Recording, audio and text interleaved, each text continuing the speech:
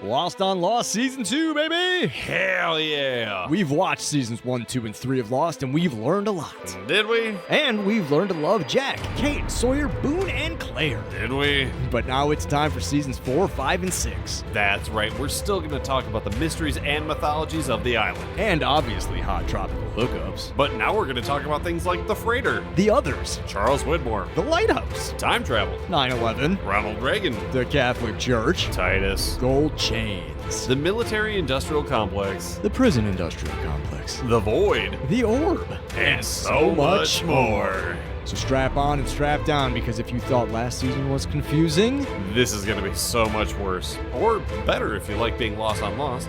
Strap on? you heard me.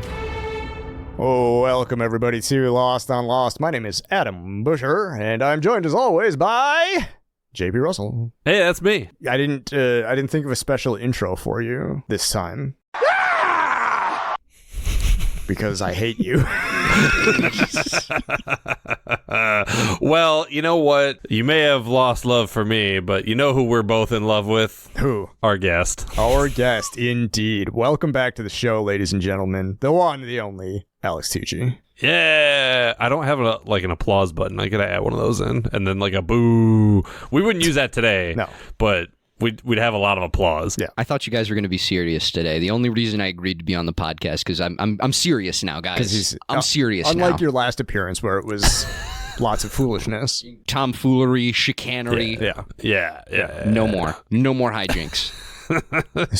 Speaking of hijinks and chicanery, what have you been up to since the last time you've been on the show? What have you been watching? What have you been reading? Lots of good stuff in my Jordan year. If Jordan's number was 26, which I don't think it is. I don't think so. Yeah, I was on a little show called CSI Vegas, and then CSI Vegas was incredibly unceremoniously canceled. Yeah. Unfortunately, and I haven't worked in TV since. Much like that song by Tom York, "You'll Never Work in Television Again." Yeah.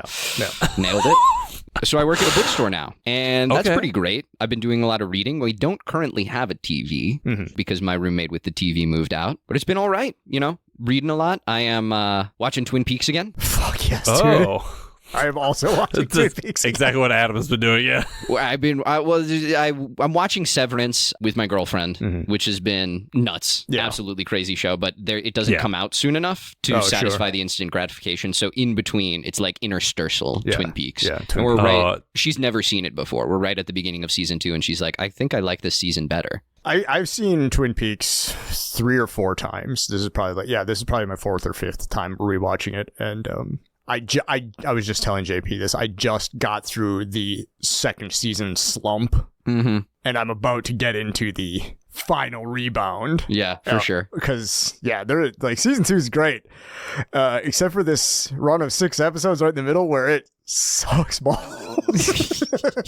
Yeah, I mean, we're not quite there yet. I'm very charmed by the fact that it's kind of like, and spoilers for JP, unfortunately, Donna is dealing with James being the worst, and it's like, oh no, who's gonna like me in high school, and who's my boyfriend? Cut to Audrey Horne forcibly injected with heroin. Yeah. Like, it's very two different shows tonally. Yeah. No, and it's almost like that James Hurley thing with his sort of wishy-washiness about which girl likes me the most. If you made 6 episodes about that would be stupid.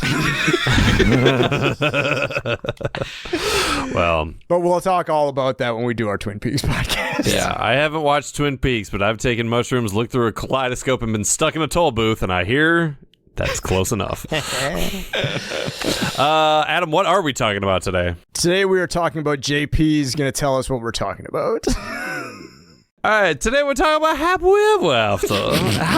Happiwy Eva Afta is the 11th episode of the 6th season of Lost and the 114th episode overall.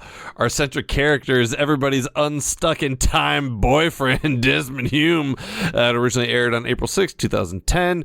It was written by the dynamic duo Damon Lindelof and Carlton Cuse and directed by J-Boy Jack Bender. Happiwy Eva Afta takes place 9 days after the successful textbook landing of Ajira 316 by Franklin J. Lapidus. Yeah. Adam. Yeah. Do you have a recap? Yeah. Let's do it. Yeah. Drive shaft? I'd rather drive my shaft into a pencil sharpener than listen to you all, everybody, ever again. I did think we were done with that fucking stock music ass track. On the island, Charles Widmore does an experiment to find out what would happen if you put a fork in a microwave.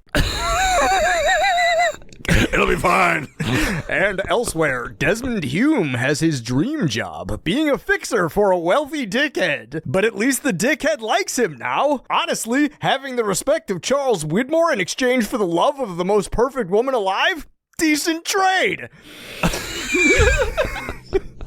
Also, Charlie and Danny are alive. So this episode has just the right amount of scrawny band dorks. Desmond and a happy ending. Sign me up. It's happily ever after here on Lost on Lost.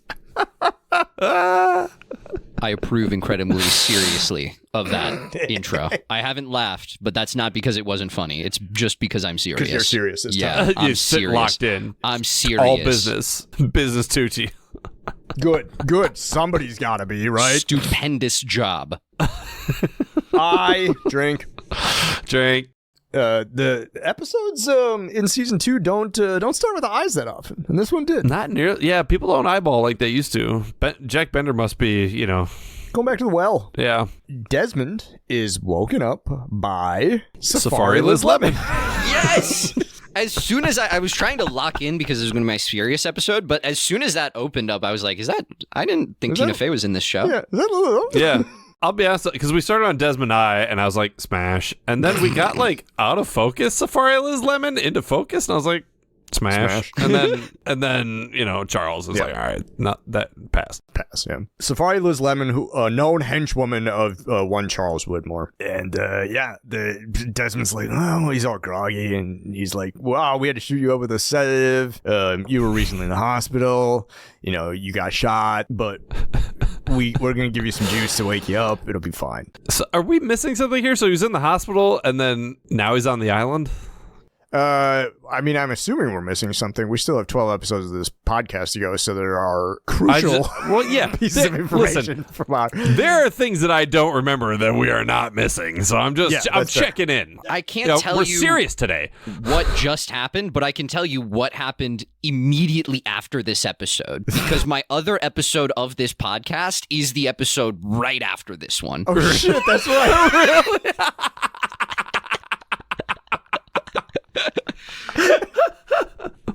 I know those two episodes man. of Lost so well. I can't believe we did that. no. I can't believe we did that out of all of our hard work to make sure this was the most random thing on the fucking internet. And now Alex is doing 2 episodes that are chronologically back to back. Back to front. baby.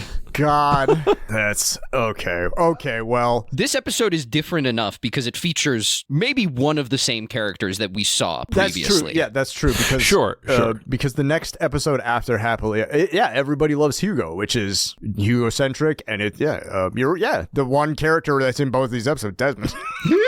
Okay, so the gunshot wound that Desmond is recovering from should be the gunshot wound that he suffered from at the hands of Ben Linus in season 5 when Ben shot him at the marina. Of course. Which was 9 days ago, according to what JP said at the beginning of this episode. Yeah. So, it probably takes at least that to get it. We've seen him in the hospital. He was hanging out with Penny. She's like, yeah, you good, babe?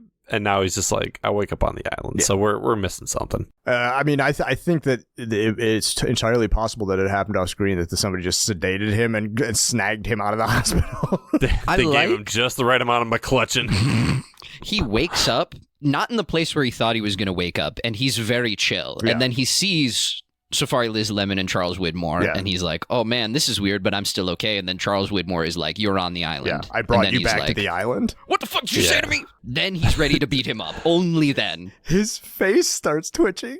Henry Ian Cusick does such amazing over-the-top facial acting, while Widmore's like, yeah, I had to bring you back to the island. His lip quivers, his eye twitches, and I was like, oh man, he's just gonna kill him right now. Yeah. Well, he picks up the IV pole, and it's just like, wham, right to the face. Fucking improvised weapon right to the grill. Yeah.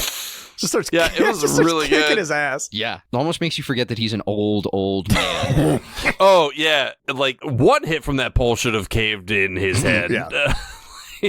Some goons come in and they stop Desmond from beating Charles to death. And Charles is like, come on, just take it easy. It's pretty cool. Let's get to work or whatever. We're about to do something so cool and chill with you. Yeah. It'll be fine. I promise. Just let us do this, and then you'll be on board. It'll actually be chill. Meanwhile, Jin walks up to this conversation, and I was like, smash.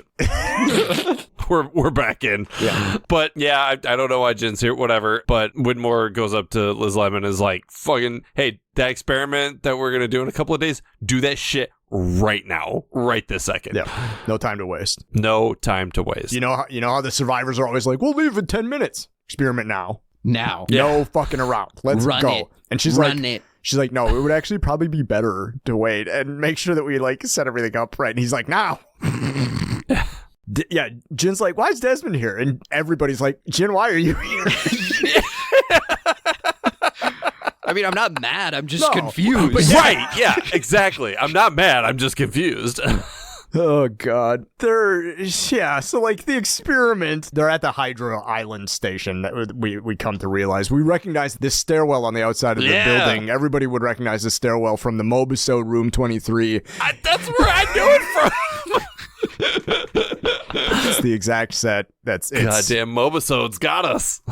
Finally, some useful information. But they were going the opposite direction in that episode, so they're either on the other side of the building or they reversed the footage for some reason. Yeah. This part made me think of the beginning of the movie Jurassic Park. Absolutely. Same thing with that cage with the slats, with the thick horizontal slat. Yep. Yeah. There's just some like Widmore goons like laying cables and like setting the thing up and whatever. And so they go into this bunker or whatever, generator room. And Jin's like, don't do this. And like, you don't work here. Like, again, I don't know why you're here, but like, you can't stop us. And like, just... Jin, you don't go to school here. The kid from Oz, the one nerd that we hated from that other episode, he's still here. Boo. He's like way more chill in this episode than he was in the previous episode. I mean, because like he's just trying to run the computer. He's trying to fry somebody's face off. Yeah. But like, but he wants to do it safely. He wants to make sure the generator works and the circuit breakers are good. It's not his fault. No. He's just following orders. Right. If we're going to kill a rabbit and a Scotsman, at least we're going to be OSHA compliant, you know what I'm saying? Yeah. I just remember in the previous time that we saw him, he was like brandishing a gun and acting real nuts. And so like at least this time he was just doing some nerd shit instead of... That could be anyone on the island though. Yeah, that's fair. But yeah, he's like, okay, I guess we're doing the test. Spin it up. And it doesn't work. And they're like, it's broke. And they're like, all right, we'll send some guy into the chamber to make sure that everything on that part is fine while we look in here. And so some goon goes in the cage. It's ridiculous. He's in the electromagnet, the giant electromagnet with a Geiger counter for some reason. That cracked me the fuck up when it started doing like a radioactive. I was like, oh, man. And it was reading, and I'm sure, the propaganda numbers said it was like... For Roentgen. Just like a chest x-ray. So if you need a checkup, Right. And that's not 4 chest x-rays. That's 400 chest x-rays. It's not 400 Roentgen. It's 15,000. Yep. Every hour, 48 hours since the fire started. Thanks for coming to our Chernobyl Quotes podcast, Alex. Fuck, I love Chernobyl. I've never seen Chernobyl. Oh, man. It's too bad you don't have a TV. Yeah, I don't have a TV. Because I would say you should What do you watch do? Chernobyl. Read a book about it? My roommate and I keep doing that. We talk about stuff that we want to watch, and it's like, great, you want to watch it when we get home on the Oh. It was wild. I went over to my roommate's new place 2 weeks after he moved, and he was like, yeah, I've only used the TV once. Unbelievable. I have a new enemy. Fucking guy. This fucking Mark guy. and I locked in. Yeah. Beef squashed. The beef between Mark and Tooch is squashed because now Tooch has only got room for one other person in his one. My old You've heard it here roommate, first, Matt. folks. Mark, you're cool and chill, probably. Just come on into our 5G machine. Yeah. So yeah, he's scanning it with the EM radiation Geiger counter, fucking whatever. But so in the bunker, some guy who's straight up not in the electric union. Hey, it's just the breaker, and he flips the switch. That has to be the key grip. This fucking guy, he's got like his Tommy Bahama shirt on. He's like, oh, I fixed it. Yeah, and everybody's like, no, wait, don't.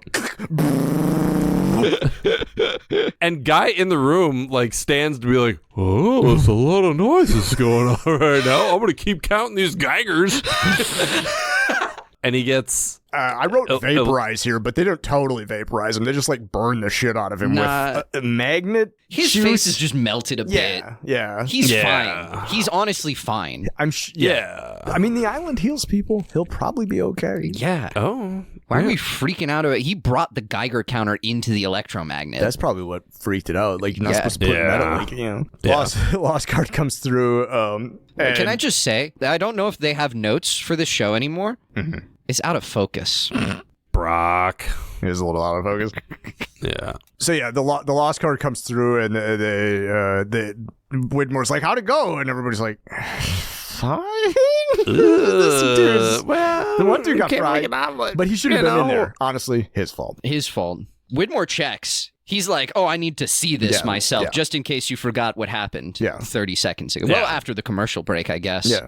Yeah, and Charles, you know, the first pancake's always the sacrificial one. Don't worry about it. We're gonna get the second one perfect. Yeah. Well, and part of this whole thing is like Widmore believes that Desmond has some sort of invulnerability to whatever EM, radiation, etc., etc. So like he's bummed that one of his goons got fried, but like he's confident that Desmond will be fine. Great, it works. Hey, you know, I watched the episode muted while we're talking. That guy's not going to be okay. He is, in fact, dead. He's fine. He'll be fine. JP, okay. Let's get serious. He's fine. Sorry. I forgot to be serious. He's going to be okay. He's taking a little rest. He's sleeping. I overfed those men. So tired. So he's like, all right, put him in. Let's do it. Let's do the experiment. He's like, I'm gonna prove to all of y'all that this is the right idea. Desmond, sit down. And one of the goons is like, do you have any metal on you? Dude. We know what happened wrong last time. Yeah. You don't happen to have a Geiger counter on you for whatever reason, right? Desmond's like, stop tying me up. Leave me alone. And they do a really good job. He's like fighting. He's like, I'm not going in the, you know, he's like stopping himself with the door frame puts or his whatever. foot up on the door frame and shit. Yeah.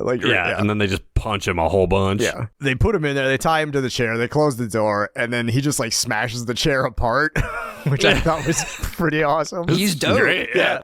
And they're in the bunker, and they're like, all right, kick it up. Hey, hit the breaker, hit the generator. Here we go. Boo. And then the same thing happens. It spins up, and there's this bright flash. Pow. We cut to LAX. Desmond's in a suit. He's looking all fancy. Crossfades. And he's a little disoriented. I think that maybe the audience understands that much like flashes before your eyes, Desmond's consciousness has jumped from 2007 to this place. I think the audience might get it, because like not only have we seen Desmond the character go through something similar like this, and then his consciousness started jumping around time.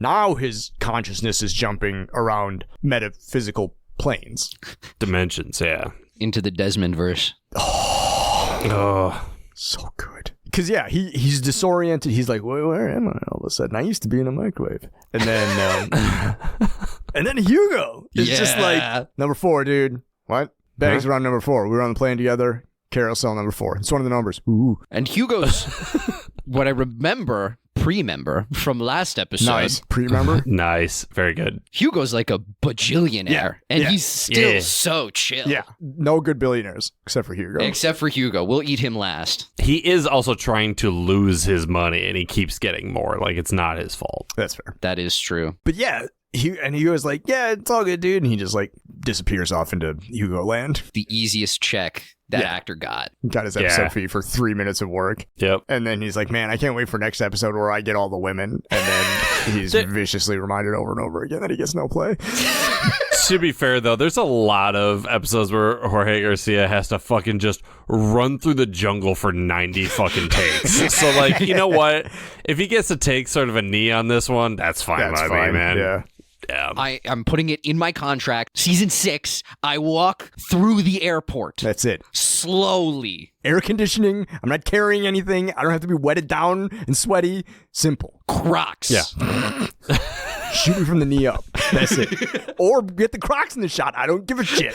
I don't fucking care. Claire is also here. Yeah. Yeah. Adorable. And Desmond's like, hey, I know we're practically strangers. Do you want to get into a car with me? It's like, don't do that. And she's like, she thinks about it, but she's like, nah, I'll get a cab. Yeah, it's fine. He's the only one who helps this incredibly pregnant woman get her luggage off of the carousel. And he's incredibly considerate too. He's like, is this your only bag? Like, he gets the bag and he's like, do you have anything else coming? Do we gotta wait? Are you all right? He is considerate, still a little creepy. Yeah. 'Cause, like, Yeah. boy or girl. Yeah. What's going on? What's up with that bun in the oven? Yeah. I like this show.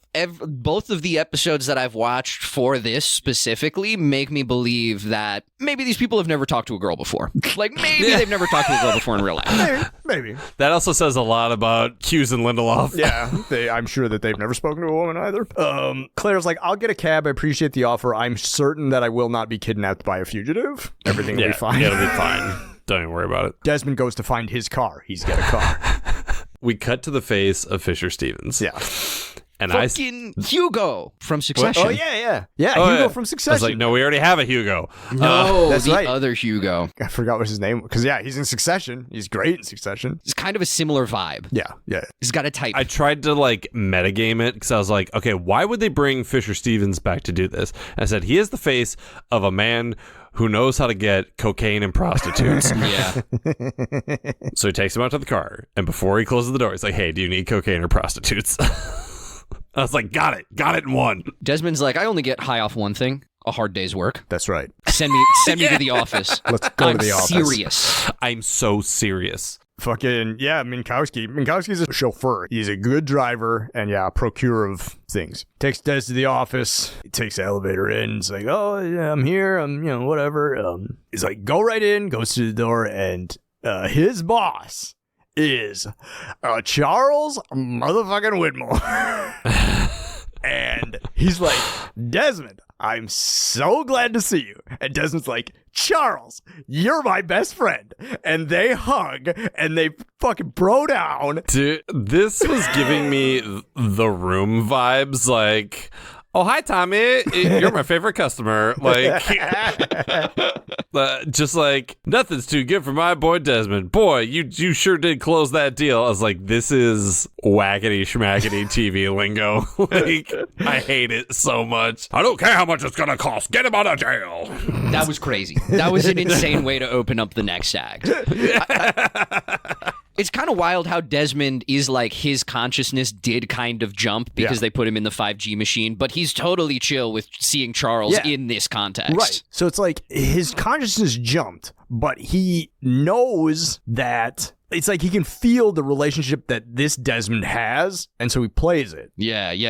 Because he doesn't know to do anything else. Like, his brain is like, I hate this man, and he hates me, but his body's like, I love this man. It's like, where's the IV pole? None available. I guess I'll hug him. Yeah, I guess I'll hug him and wait for an opportunity to choke him. He sees the coat rack and his body's like, I just need to strike him with this. Crack his head open like a mango. To your point, Alex, like when, and I don't mean to skip ahead, but when Eloise at the end is like, you got everything you wanted, it's like, he's kind of in love with Charles. Yeah, he's like Charles's boy. He's his fixer. He's his go-to dude, his right-hand man, and he's happy he closed the deal in Sydney. And so he's like, let's have a drink. Goes and gets bottle 60-year-old McClutchin off of the thing, and Desmond's like, oh, Charles, you're 60-year-old Scotch. And he's like, nothing's too good for my best friend. You closed the deal.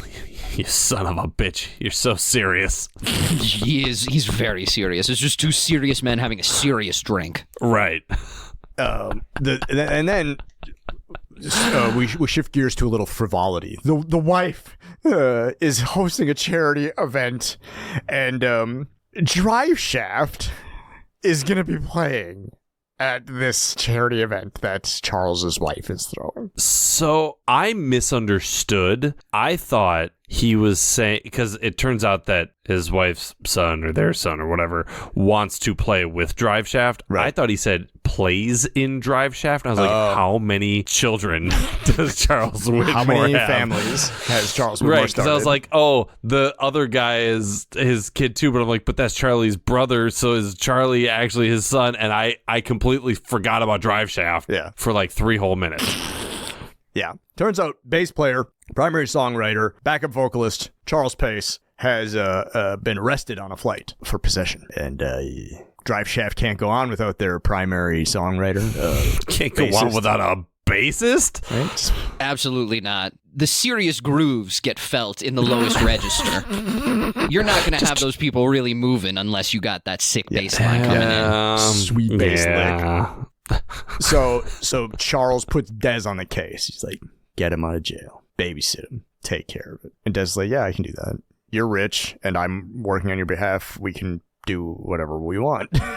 Yeah. So Desmond has George drive him down to county central lockups, LA City Central Jail. Charlie's strolling out of the jail, just like getting all his shit back. And he's like, all right. The jail lady, she's like, he's all yours. And Desmond's like, hey, buddy, let's go. And Charlie just walks right past him to the bar directly across the street. Into traffic? Yep. And just like, whatever. Yep. Does he know that like he's important, or is he just like, I need to get a drink? Do you think he's like, I'm impervious, these cars will bounce off me? Can we table that till the end of the episode, or till a little bit later? Sure.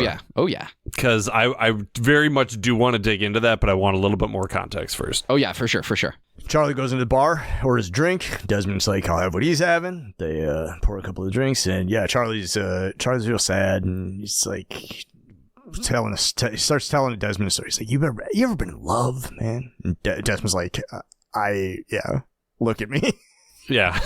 Like thousands. He said thousands of times. Such a baller line. Dez's body count is out of control. Yeah. Charlie goes on to this whole spiel about how he saw the cop. He saw Eddie Mars, and he was like, the cop knew I was holding. It's like, how do you know you had the heroin was in your shoe from what I remember? How did Edward Mars fucking laser focused on Kate Austin his whole life, this bonkers vendetta that he goes on, 5 guns and a Halliburton and all of that shit. And then he's on the plane. He's like, that guy is heroin. He's just that good. Pull this plane over. Makes me think maybe Charlie was just paranoid.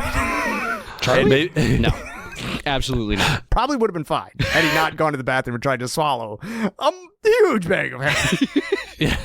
A gerbil's worth of heroin. He blames choking on the bag of heroin on turbulence and not the size of the bag. And then he's like, I'm dying. I'm about to die. And in my last moments, I saw this woman that I knew in this moment that I was in love with her and she loved me, and her and I had this beautiful, perfect life, whatever.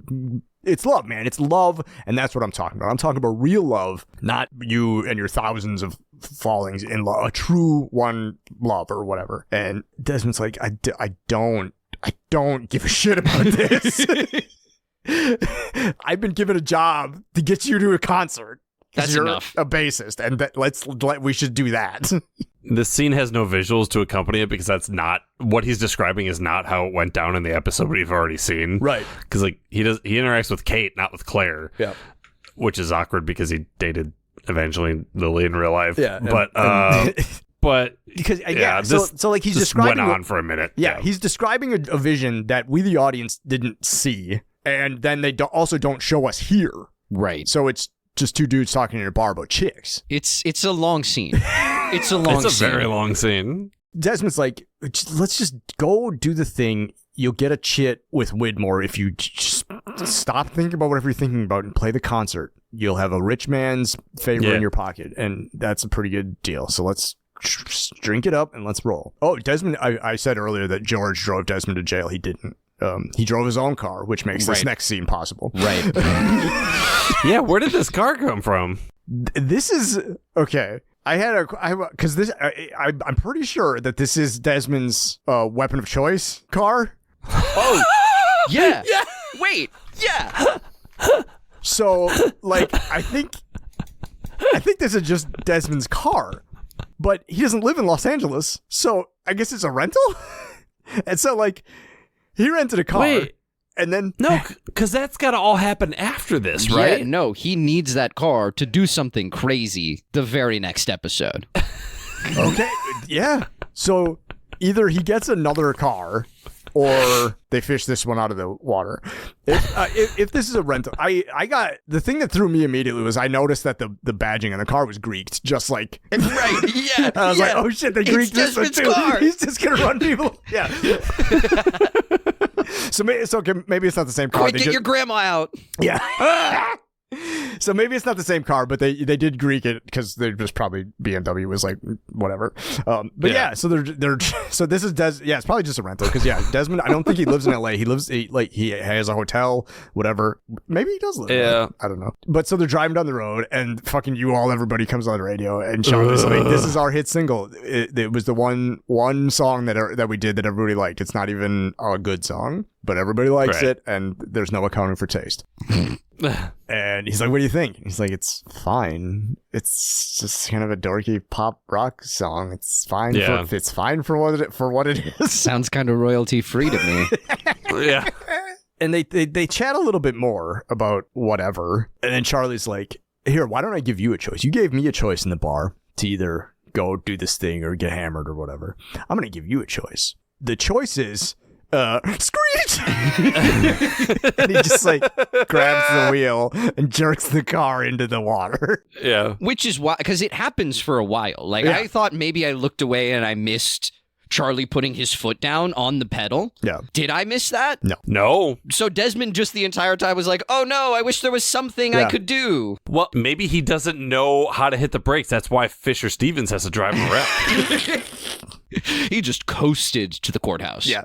All downhill. And I mean, honestly, from what we know about Desmond's experience with the cars, you really only need the one pedal. Yeah, he doesn't use the brake, baby. It's all gas. This car does not brake for pedestrians. He's looking for a wheelchair-bound person. There's no one around. He's like, I guess we're going in. Gas, and when he's going through the Taco Bell drive-thru, reverse. Yeah, I didn't realize that until just now. But yeah, why didn't you just hit the brake? Yeah. Because Charlie just steers them into the water. And the car goes off the edge and splashes into the water. And they start to drown. One really cool shot from like the back window and all the water's rushing in. I was like, yeah. Jack Bender doing his thing. And so Charlie's just like in there, like resigned to being in the car. He wants to die because he thinks that dying is what's going to get him to the vision of the lady. Yeah. And Desmond's like, I hate my job. Yeah. So he gets out. I was just closing deals, and now I'm dealing with this. Like my life has taken such a fucking turn today.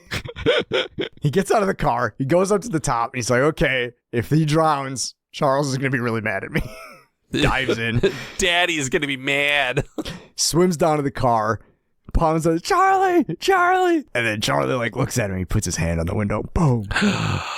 Recreating the moment before Charlie's untimely death at the end of season 3. That was so sick. Not Penny's boat. Yeah. And Desmond, here, his consciousness from 2007, inhabiting this body, has this flash, thinking back, seeing this memory from his own life. Yeah. Yeah, my one note was cool. We get to see Charlie drown again. I'm not mad about it, but Desmond he goes up for a breath of air and comes back down and he rescues Charlie. Gets him I'd out be there. so offended if I was drowning and the person who was rescuing me went back up for another breath of air. It's like, what the fuck is wrong with you, dude?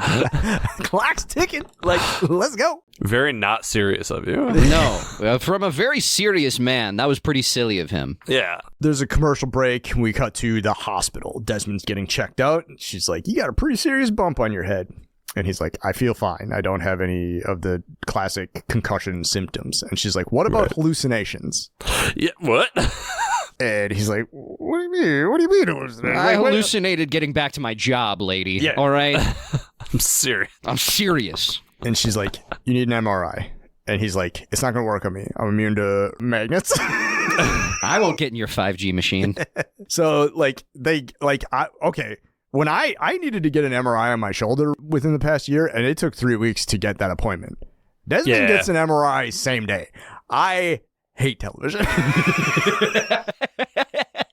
I had to get an MRI and I plugged it into my GPS and it was like MRIs are us, and it was in a strip mall next to a synthetic weed store, and I was like, this is the American healthcare system right here. Beautiful. In between a weed store and a gun store. Working perfectly. Yeah. No notes.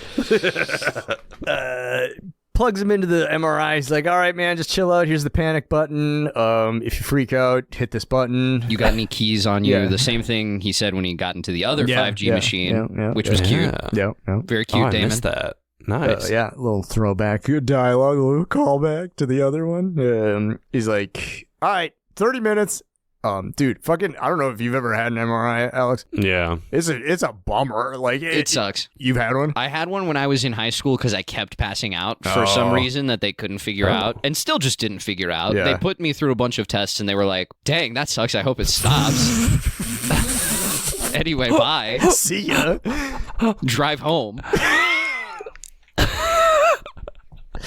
Yeah. So, Wait, has it happened at all since? No, I mean, like... Hold on, this That's isn't very serious. No. Okay. Absolutely not. yeah, MRIs are a drag. If you don't have to get one, don't get. Mine was a 9-minute MRI, and that felt like a fucking eternity. Yeah, mine was like 20 minutes. It's just so loud. Yeah. Even the earplugs, they don't help. They give you earplugs? Man, maybe that's why I got hearing problems now. As I say, maybe it's not all the ammunition and ordnance from your army career. Maybe it's because they fucking raw dogged your MRI. Sometimes may be good, sometimes may be shit. He's in the MRI and he has a flash again, and he has a couple of flashes of Penny. Yeah, but they do the like Gaussian blur filter on it, and it looks like a soap opera. He's like, let me out of this thing. And the guy's like, he drags him out. He's like, no, what's wrong? He's like, I got to find the guy I came here with. Remember that thing that I said to the lady a couple minutes ago? And she was like, no MRI. You have to go MRI now. And I just conditions still apply. I still need to find that guy. And the MRI guy lets him.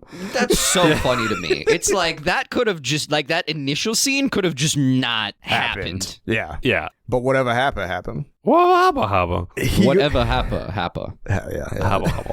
T2J, 24 minutes, 34 seconds. Dr. Yeah. Jack Shepard walks through the background. But in this scene, so Desmond's talking to, one of the, what do you call them? Like the Like an orderly or receptionist? yeah, like, they have an actual term, like she's like each at the floor nurse's has, station. Like the nurse's station. There you go. So he's talking to a nurse at the nurse's station.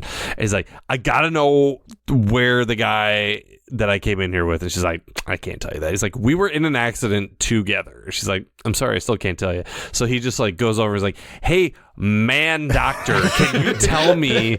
And he just goes, oh yeah, I'll fucking fold like a lawn chair. And she should just be like, hey, what the fuck, man? Like, the answer's no. This is why nurses hate doctors. Yeah.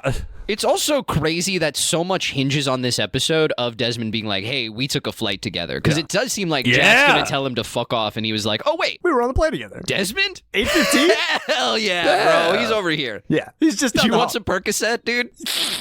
I know where to get it. Charlie will be here any second, I promise. Charlie comes running down the hallway. Speaking in a of hospital Percocet. Yeah, he's trying to escape. Desmond chases Charlie to a dead end. And Charlie tells him, he's like, none of this matters. The only thing that matters is love. If you were ever in love, you'd agree with me.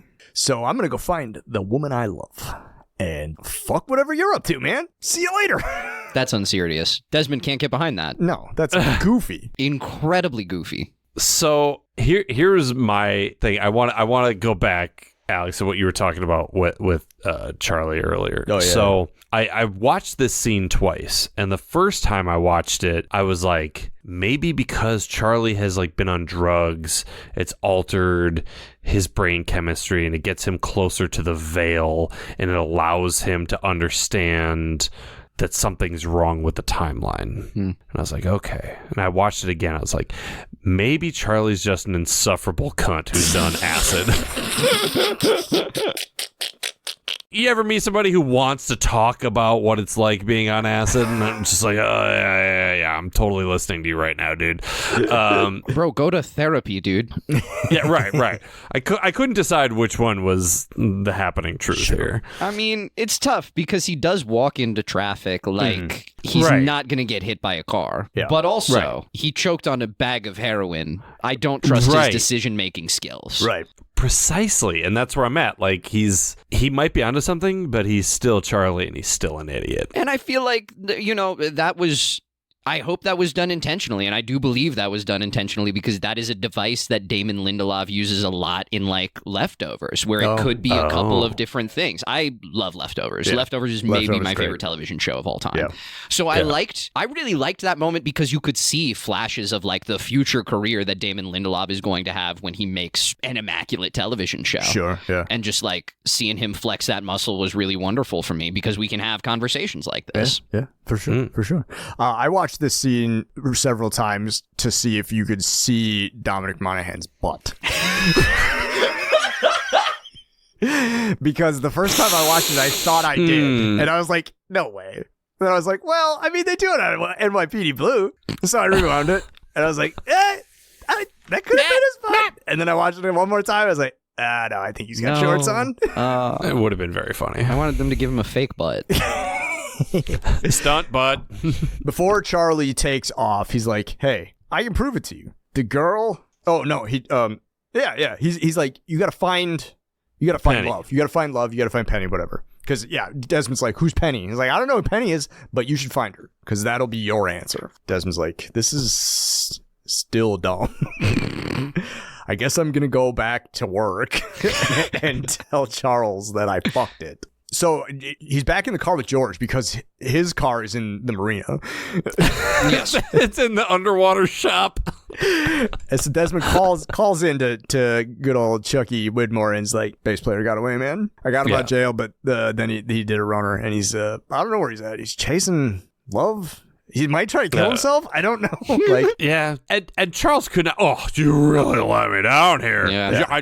When I assign you a job, you do it every time. yeah, it's a little bit of emotional whiplash from this guy. It's like, we were best friends. Now I'm a fuck up. Like, what the fuck? It's not, I mean, like, it seems like that reaction is like, oh, I forgot the straw with the beverage, right? Not some drug-addled maniac crashed my car into the marina and I almost died. Yeah, I'm fine, Right. by the way. Like, that Yeah. was really good. I like that. Like, Yeah, it's very good. it's like, I'm glad that you're fine. But my wife is going to be fucking pissed. The only thing she ever does is charity balls. And we were supposed to have drive shaft at this one, I guess. And that's, so I'm not going to tell my wife that You go tell her. You go because tell I'm her. terrified of her.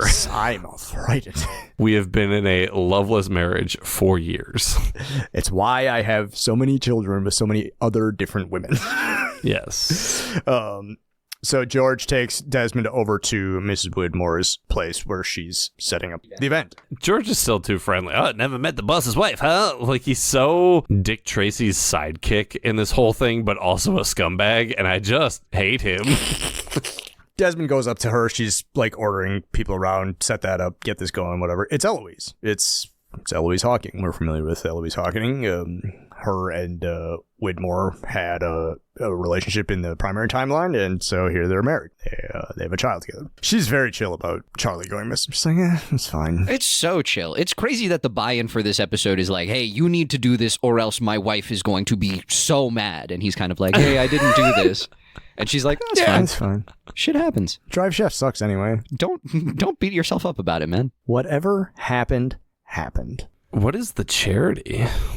Hugo's charity. Oh, so that would have been a good tie-in. Hugo's I mean, chicken he's charity. invited. He is going to be going to this thing. Oh, Later. yeah. He'll be coming to, because this concert is the concert that they're all going to go to that we've seen in the other episode. Like, he gets all the crew out of the jailbreak, and Desmond gives Kate the dress. We're going to a concert. Oh, This is the concert that they're all going to. I forgot about that. It has something to do with Dr. Chang. So Miles will be there. Because Miles will be there, Sawyer will be there. Yeah, it's great. Okay. Well, but yeah, basically he goes up to Eloise. He's like, hey, listen, I fucked up. The bassist from Drive Shaft isn't going to be here. And it's my fault. So I'm telling you face to face. And she, prior to talking to Desmond, is like ripping people new assholes because the fork is like a millimeter off or something like that. So you're like, she's a ball buster. And she's like, you know what? Don't even worry about it. Shit happens. I don't even fucking like Drive Shaft. Do not. We'll turn up CCR. I got CCR on Spotify. We'll just play that. It's cool. You'll be fine. She mentions that her son will be a little disappointed, but he'll get over it. Whatever. He's a fuck up. Whatever. Yeah. So Desmond's like, oh, all right, cool, chill. Well, I guess I'm gonna go find George and we're gonna get some cocaine and some hookers. And yeah. My night just freed up. Yeah. So as he's walking back to the car, you don't put up numbers like thousands without taking up a driver on some prostitutes every now and again. He's serious. He's serious about very that. serious. He works hard and he plays hard. Yeah.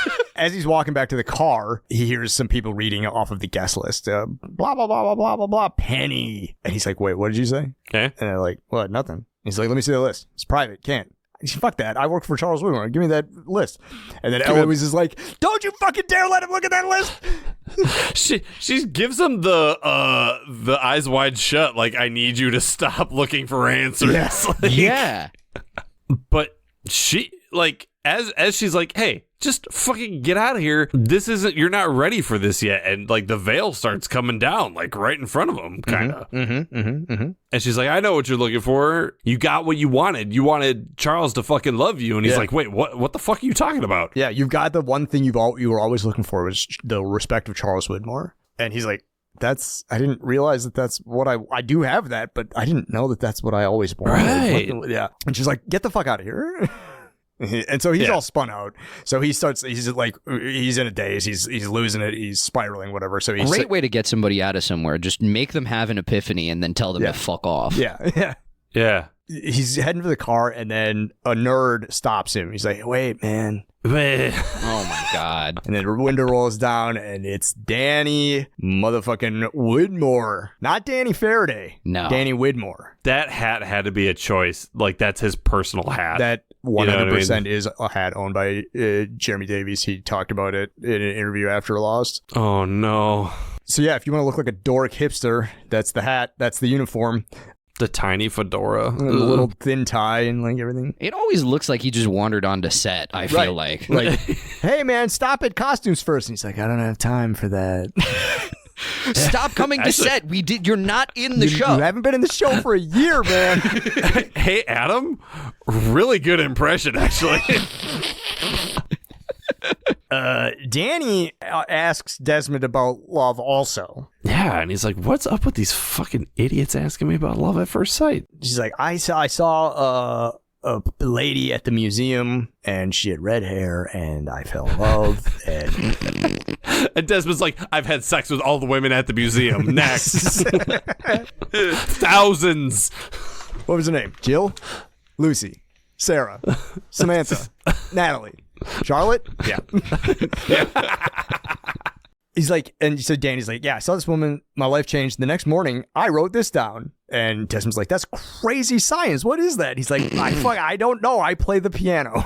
You ever get so horny you just start doing quantum mechanics?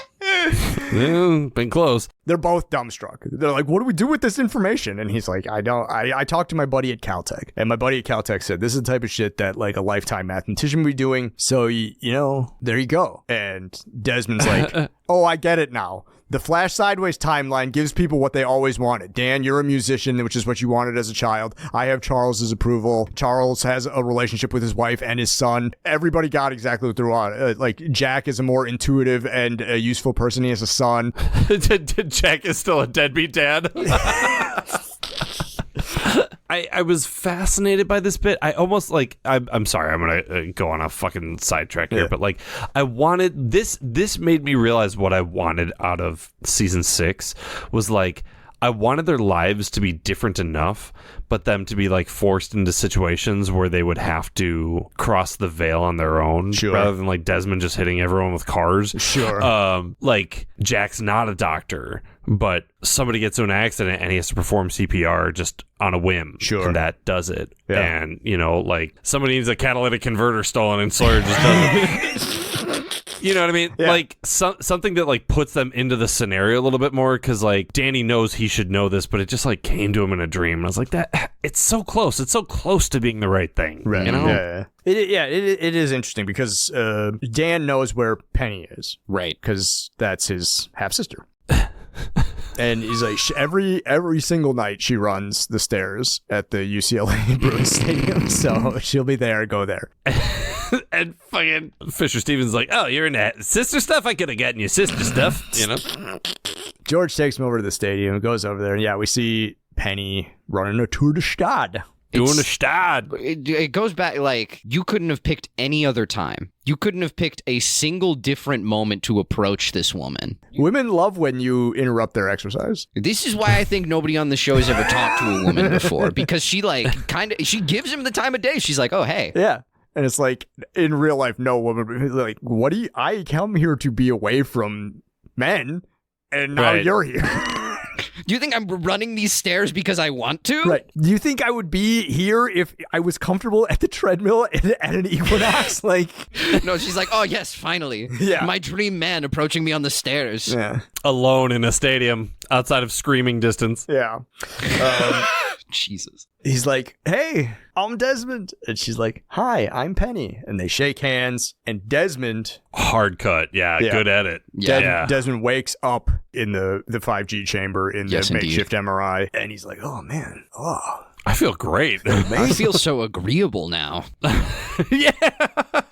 And they open the door and they're like, are you okay? And he's like, yeah. He's like, all right. Well, so like, and he gets ready to give him the spiel. And he's like, this is what, he's like, save it. I'm in. Let's do it. Yeah. Whatever you got going on. Even Charles is like, really? That's all we had to do was fucking electrocute you or magnetize you? Because, I mean, Desmond was like, how long was I out? Yeah. And he's like, a couple moments. Yeah, so if you edit this episode from Charles's perspective, he gets Desmond in the chamber after punching him a bunch. Mm-hmm. Yeah. Fries him for a couple seconds and is like, did that work? And he's like, yeah.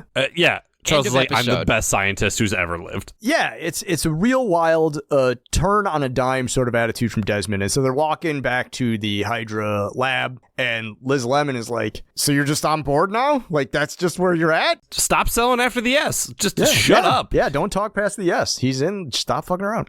And she's like, that's crazy. And then Saeed jumps out of the woods and breaks a guy's neck. And rescues Desmond. So cool. I put rescues in quotes in my notes. It's the same thing. It's like, Des, I don't have time to explain. I need you to come with me right now. And Des like, you don't need to explain. Yeah. Good thing you don't have time, because I don't care. Let's go. It reminds me of that episode of Community where the dean is like double crossing everybody. Yeah. Oh.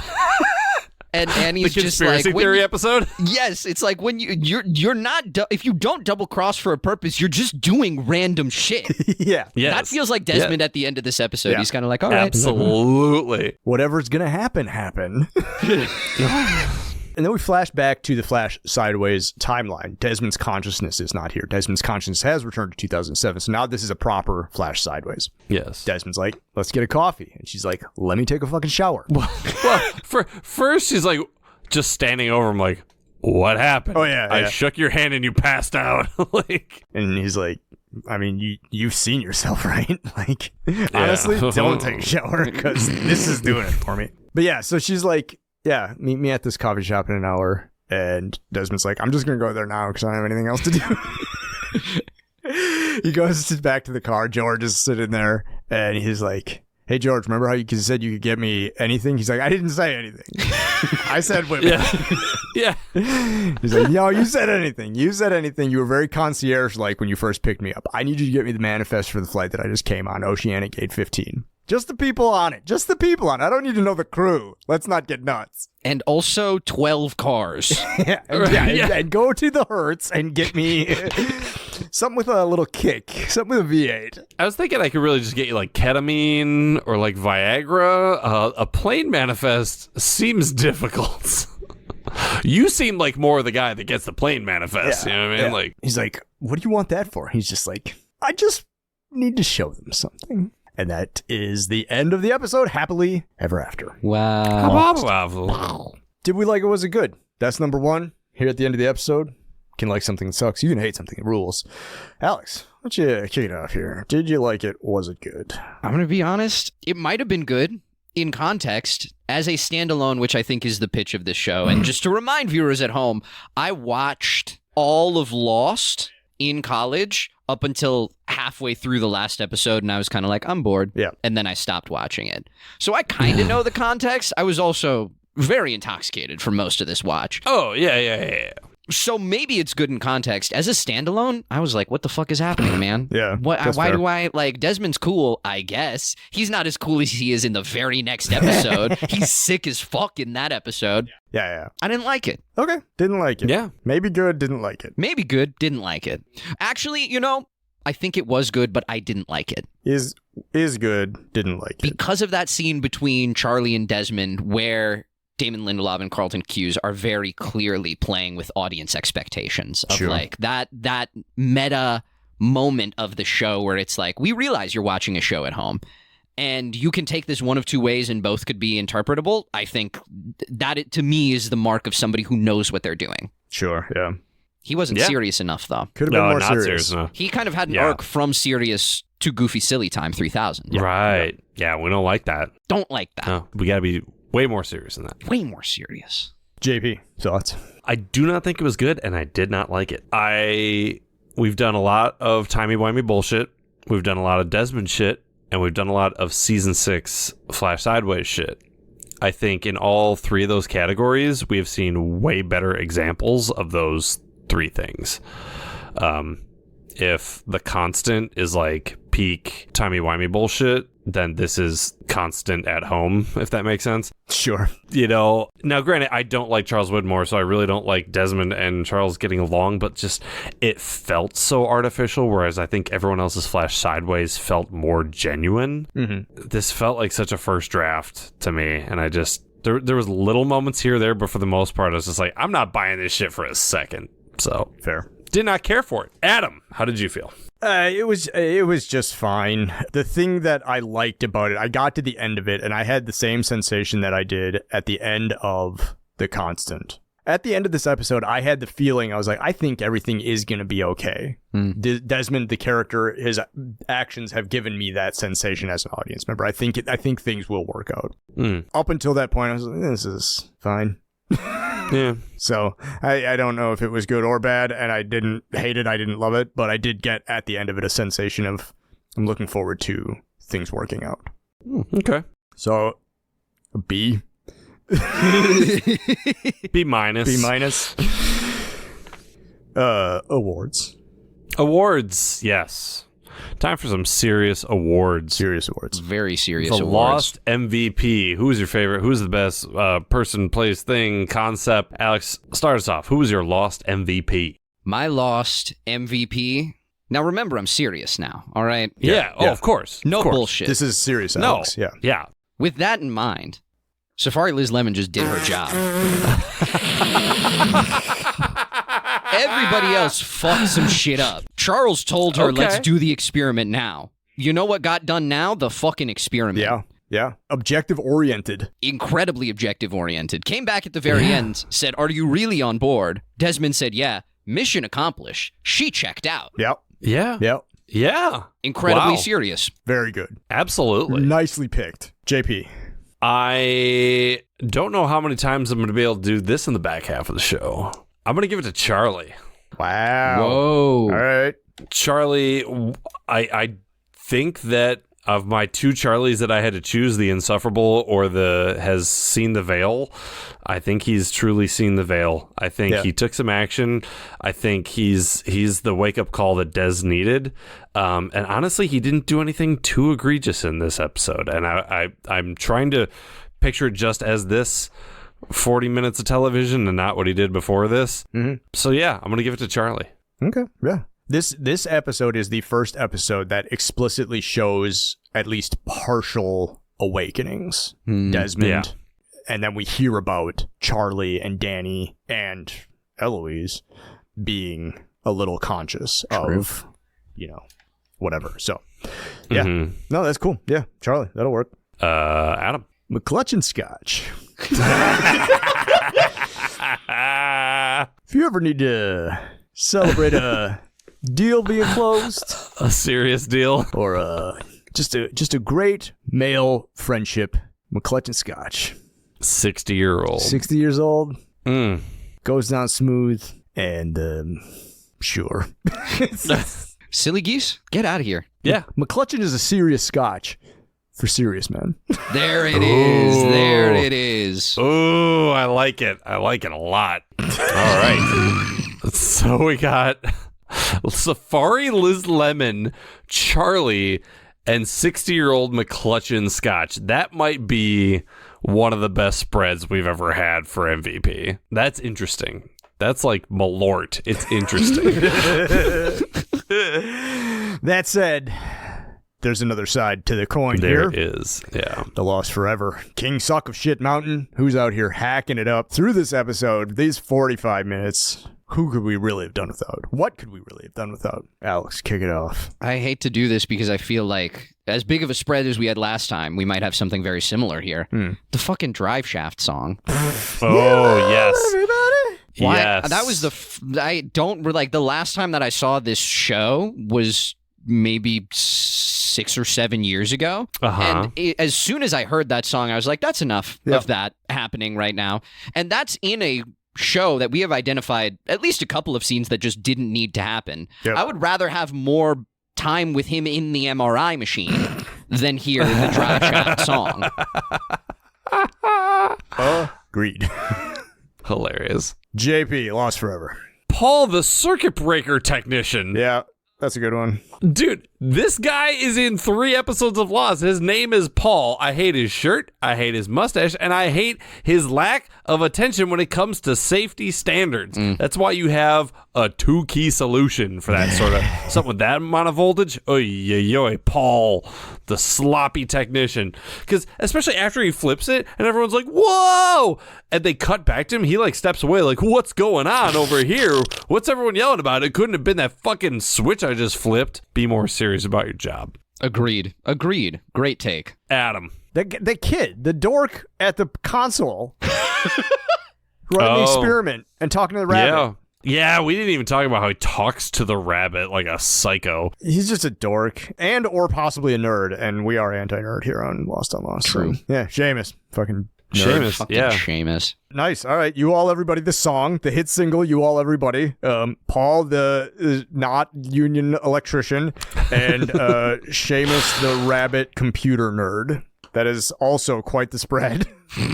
Alex, Holy moly. thank you so much for taking the time. Thank you. Thank you for watching Happily Eva Afta, a 14-year-old episode of television. You got anything you want to plug? Need to plug? Everybody having a good time? All you party people out there? Time to buckle down. Get serious, guys. Yeah. Get me a new TV. I don't have like a GoFundMe or anything. That's not for serious people. Yeah. Just mail me money directly in the mail. Yeah. Yeah. If you're serious about it, you can find my address. Yeah. Absolutely. Oh, also shout out Mark. Beef squashed. Beef squash. It's all chill. It's all chill now, dog. Where can people support this bookstore? Oh, yeah. Let me plug Chevalier's Books, my place of employment. Yeah. In Larchmont Village. If you're an LA local, come by, buy some books and or zines. We've got a great selection. Zines, hell yeah. I love zine. Love a good zine. Yeah, that's a great plug. But if that's going to cause you to be silly or act silly, that's don't. a lower priority plug than the serious plug. Yeah. Seriously, stop by the bookstore. Seriously. Adam, Yeah. what are we watching next time? Excellent question. If you out there want to be lost with us, come on back in a couple of weeks. We are going to be talking about Season 4, Episode 10. Something Nice Back Home. Central character, Dr. Jack Shepard. Ugh, it's been a minute since we had a Jack-centric episode. We also haven't watched a season 4 episode in about 6 episodes. So Yeah, the last Jack episode we had was 316. And that was barely a Jack episode, if I remember correctly. Lordy Lou. Who's joining us for that one? Here on the paper, Luke Scorchio. Oh. That's the plan. We're still trying to get it scheduled, and we should be able to. But yeah, Luke Scorchio, a friend of ours from college, performer, comedian, improv dude, bartender, etc. Yeah, looking forward to having him on the show. Yeah, quite the mixologist. Yeah, and yeah, I'm looking forward to that. Something nice back home. Jack Shepard, Luke Scorchio. Should be a good one. Awesome. Well, Alex, thank you again. Always fantastic pleasure. to Always talk pleasure. with you. Have a wonderful, calm evening, gentlemen. So goddamn serious. Adam, thank you. Thank you. And thank you, everyone out there, for tuning into another episode of Lost on Lost. I'm Adam. I'm JP. Do you have any idea what's going on the show? No. Me neither. Please clap. Damn it. Lost on Lost is produced and edited by me and JP. We wish to acknowledge that we live, work, and produce our show on occupied land. Burbank, California is located on the traditional tribal lands of the Tongva, Chumash, Kizh, and Fernandino Tataviam peoples. Milwaukee, Wisconsin is located on the traditional tribal lands of the Peoria, Potawatomi, Miama, and Ho-Chunk peoples. And Lost was produced in Hawaii on the lands of the Kanaka Maoli. Visit native-land.ca to learn more about the land you live and work on. You can engage with us on IG, Facebook, and Twitter at Lost on Lost 1. You can also email us at wearelostonlost@gmail.com or support us with dollar monies at coffee.com/wearelostonlost. Thanks to Lostpedia and its community of contributors, Danny Schmitz, random.org, and as always, you the listeners for tuning in. We're hosted at Podbean. You can hear us there or wherever you get your podcasts, except MySpace. We're not on MySpace. Yet.